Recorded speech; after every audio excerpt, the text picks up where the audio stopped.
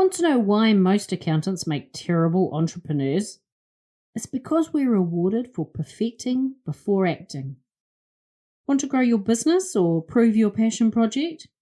You've got to play with taking imperfect action. In today's episode, I'm going to be lifting the lid on the hows and whys of the art of taking imperfect action. I'm also going to share my framework for helping you step out of the perfection loop.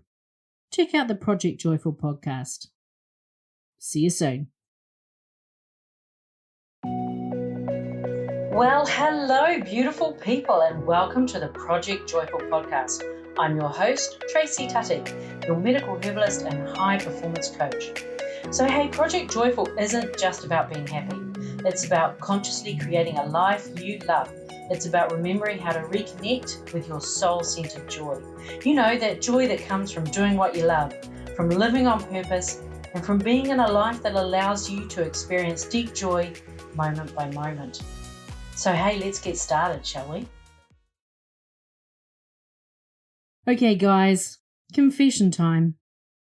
I used to be a perfectionist. Now, in my defense, most recovering accountants are, because our job rewards us for being precise and sticking with it until we get it right, regardless of the opportunity cost.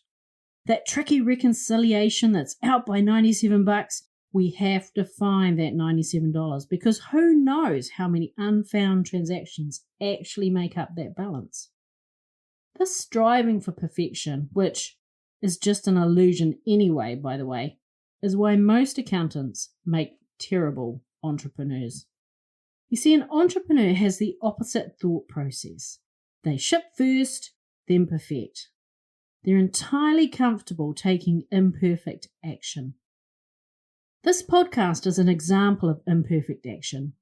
For a while, I'd thought about how great it would be to have a podcast talking about how to create and live right now in that Project Joyful life. Then one day, I just decided that was what I was going to do. And within 2 days, the first episode was out. Was it perfect? Nope. Just have a listen to the first couple of episodes. Was the process of creating it messy? Yeah. Was I uncomfortable doing it? Oh yeah. I had no idea what I was doing, but I knew that somehow I would work it out. And I did.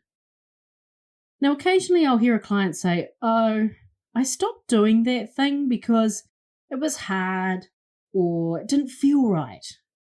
And when questioned further, they're not sure exactly how it was supposed to feel, just that based on their internal rules or beliefs, how it did feel wasn't right, whatever right is. Delve a little deeper, and I hear about how it was uncomfortable or awkward or messy. There was no sense of flow.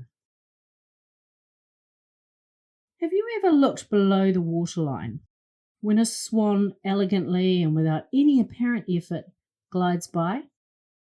Now, she's a big bird, and that seemingly effortless maneuver is being propelled by strong legs, going 90 to the dozen.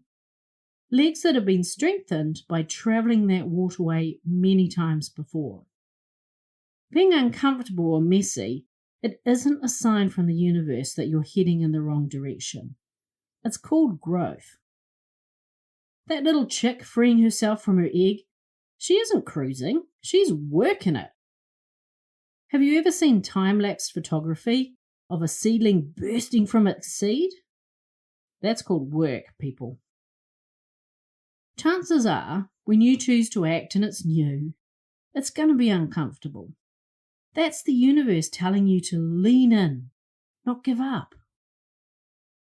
Okay, so what if you're making the thing and you're now on version 23 of the thing, and if you're honest, you'll admit just to yourself that your customer or audience won't notice the subtle difference between version 22 and this version 23.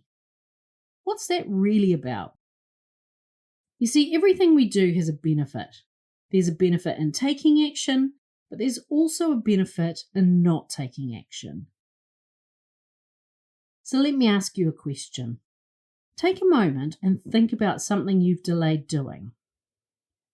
These somethings sound like, I'll launch my course when? I'll ship my product when? I'll spend more time with the kids when?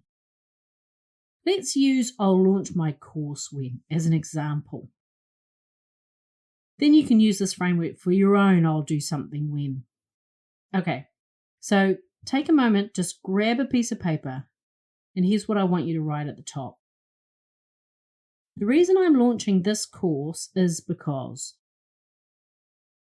Then list all the reasons why what you're doing matters. Just take a moment.